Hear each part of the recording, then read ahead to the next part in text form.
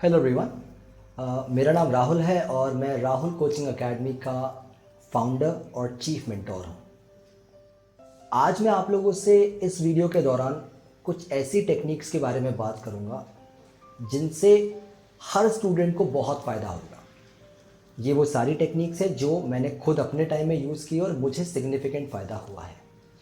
तो चलिए देखते हैं कि हम कौन सी टेक्निक्स को अप्लाई करने से, एक्वायर करने से अपने पढ़ने की कैपेबिलिटी को, अपनी पढ़ने की क्षमता को सिग्निफिकेंटली इम्प्रूव कर सकते हैं।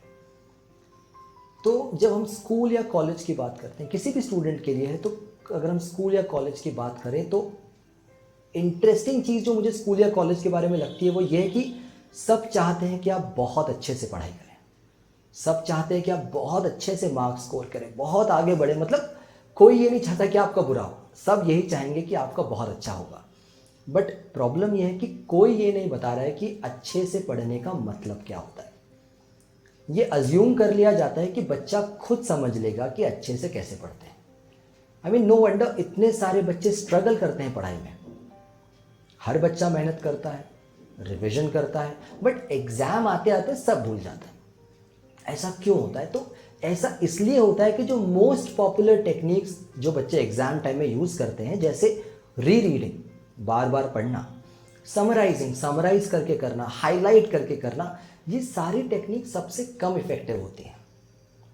आज मैं आपको दो ऐसी टेक्निक से इंट्रोड्यूस करने वाला हूं जो सबसे पहले तो सबसे ज़्यादा इफेक्टिव है, क्योंकि ये साइंटिफिकली प्रूवन है। मतलब साइंटिस्ट लोगों ने बाकायदा रिसर्च करके इनको हमारे लिए पेश किया कि भाई आप ये टेक्निक्स को यूज़ कर लो।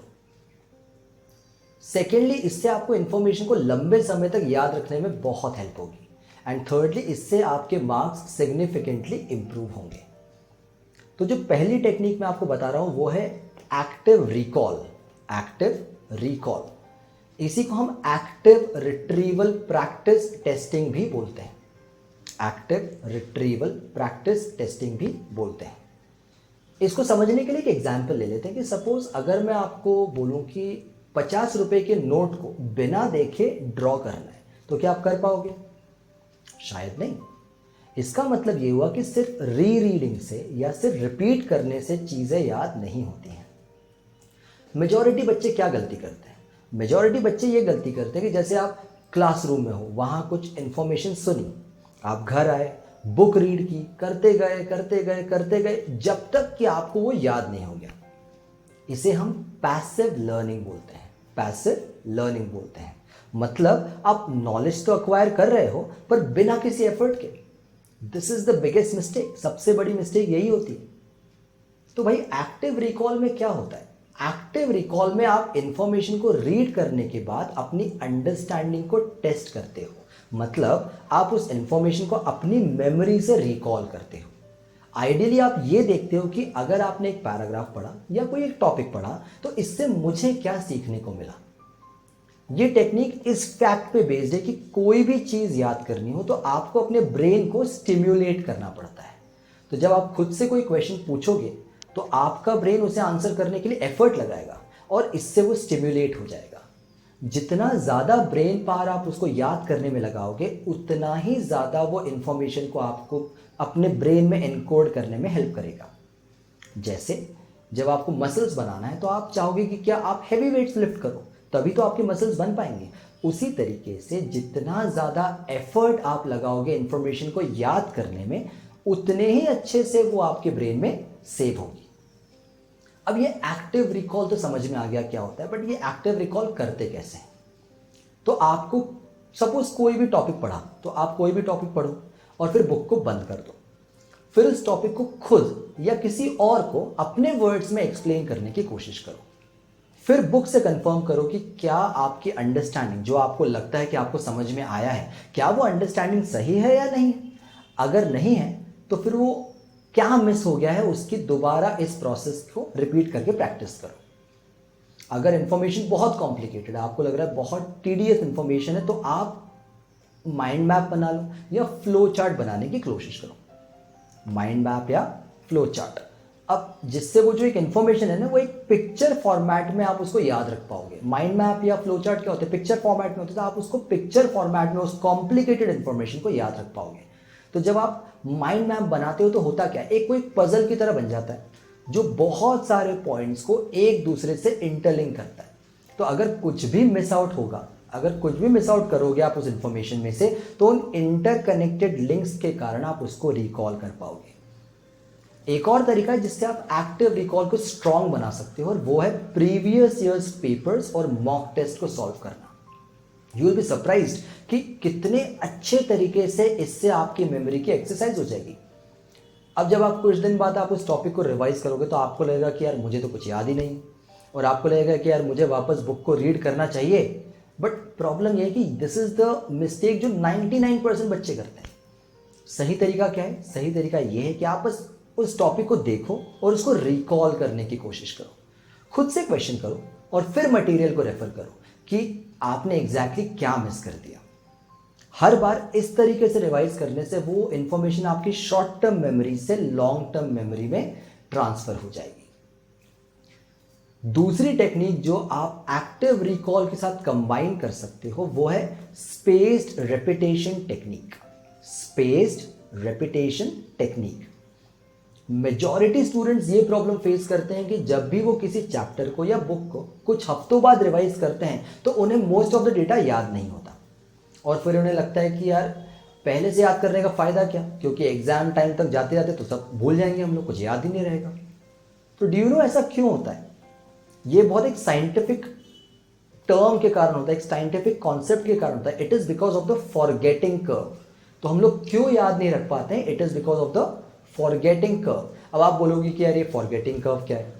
तो ये एक थियोरी है जो कहती है कि टाइम के साथ हमारा जो ब्रेन है वो हाई रेट के साथ इंफॉर्मेशन को भूलता है, मतलब टाइम के साथ मेमोरी फेड हो जाती है।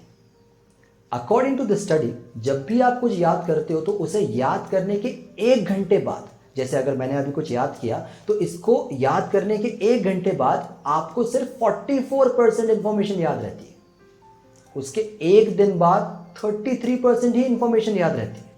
2 दिन बाद ये गिर के 28% पे आ जाता है। मतलब 2 दिन बाद अगर मैंने आज कुछ याद किया तो उसके 2 दिन बाद मुझे सिर्फ 28% इंफॉर्मेशन याद रहेगी, और ऐसे ही धीरे धीरे करके 31 डेज के बाद मुझे उस पूरे टॉपिक का सिर्फ 21% याद रहेगा। This is what is forgetting curve, time के साथ आपकी मेमोरी फेड होना। तो यार इसका सोल्यूशन क्या है? सोल्यूशन यह है कि जितनी बार भी आप इस फॉरगेटिंग कर्व को इंटरप्ट करोगे आपको उस इंफॉर्मेशन को भूलने में और भी ज़्यादा टाइम लगेगा। तो सपोज आपने आज कोई एक टॉपिक पढ़ा, तो अब कल उसको फिर से रिवाइज करो। अब रिवाइज मतलब रीरीड नहीं करना है, वापस नहीं पढ़ना है, उसको रिकॉल करना है। जो पहली टेक्निक बताई उसको एक्टिवली रिकॉल करना है, मतलब खुद से क्वेश्चन करना है कि आपको क्या याद है। फिर 3 दिन बाद फिर से करो, फिर 2 हफ्ते बाद फिर से करो, और फिर 1 महीने बाद फिर से करो। तो इस प्रोसेस में आपको अपने रिविजन्स के बीच का जो गैप है वो धीरे धीरे बढ़ाना है।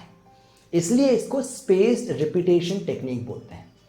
तो फंडा ये है कि आप जितनी ज़्यादा बार उसको एक्टिवली रिकॉल करोगे उससे उतना ही ज़्यादा, और जितना ही ज़्यादा उसको स्पेस आउट रखोगे, एक्टिव रिकॉल के साथ जितना ज़्यादा उसको स्पेस आउट रखोगे, जितना ज़्यादा उस रिकॉल के बीच में स्पेस रखोगे, उतने ही ज़्यादा दिन के लिए आपको वो इंफॉर्मेशन याद रहेगी।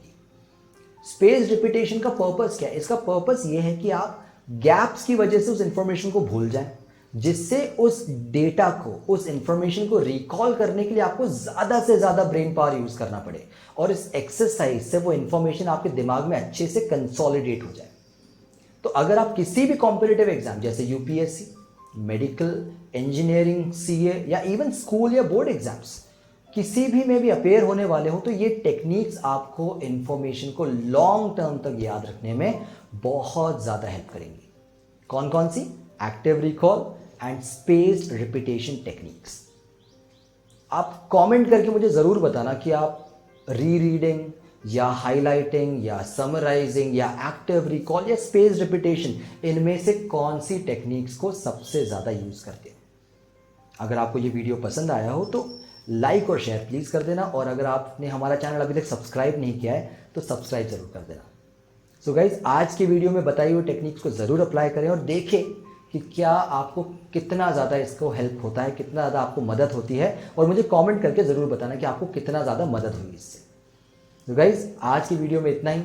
Stay safe, stay focused. Thank you.